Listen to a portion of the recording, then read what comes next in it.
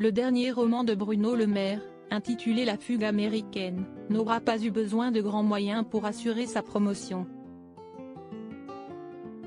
Dans l'ouvrage du ministre de l'Économie, publié le 27 avril dernier aux éditions Gallimard, figure un passage érotique qui a fait le tour des médias et des réseaux sociaux. En voici un extrait. Après mes règles, pendant 2 ou 3 jours, je suis excitée comme jamais, je mouille.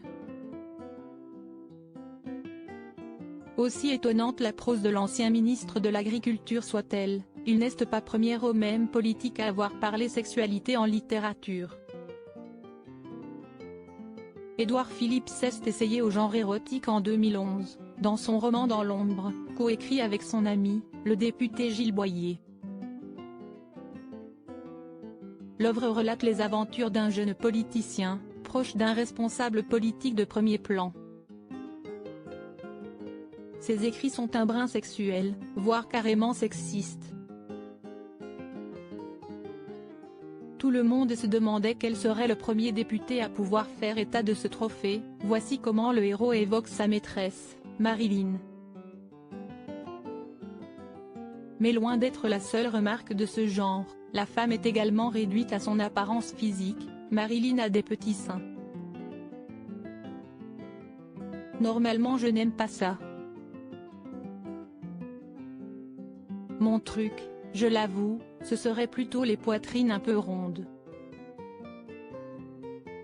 Et lorsque sa maîtresse ne veut plus de lui, le personnage principal ne rétorque qu'avec des généralités sexistes, telles qu'elles ne peuvent pas avoir envie de vous utiliser simplement pour la nuit. Du côté des femmes politiques, on revendique aussi la littérature érotique. Marlène Schiappa, ancienne secrétaire d'État à l'égalité entre les femmes et les hommes, a publié en 2010 Oser l'amour des rondes. Un livre contre les dictates, pour s'assumer et s'aimer. Grande adepte de la littérature, la militante a eu recours à un pseudonyme, Marie Minelli, pour publier des livres érotiques décomplexés. Sexe, mensonges et banlieue chaude, Oser les sex friends ou encore Comment transformer votre mec en Brad Pitt en 30 jours, Marlène Schiappa a su mettre l'auteur. Supérieur à Elisabeth Borne, Bruno Le Maire. Découvrez les ministres à leur début. Les politiques s'essayent à l'écriture. Beaucoup d'hommes et femmes politiques rédigent des livres. Certains se dirigent vers les romans d'amour, comme Bruno Le Maire. En 2014, dans une autofiction intitulée Le ministre, l'actuel ministre de l'économie y décrit une scène intime avec sa femme lors d'un voyage à Venise. D'autres racontent leur romance naissante dans un roman osé, un petit peu cochon.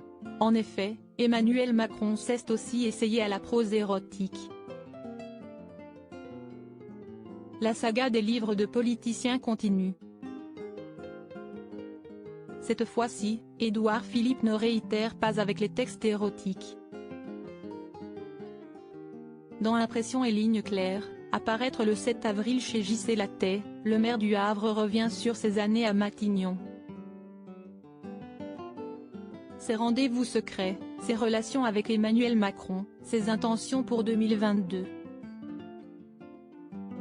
L'ancien Premier ministre signe son retour dans l'arène politico-médiatique.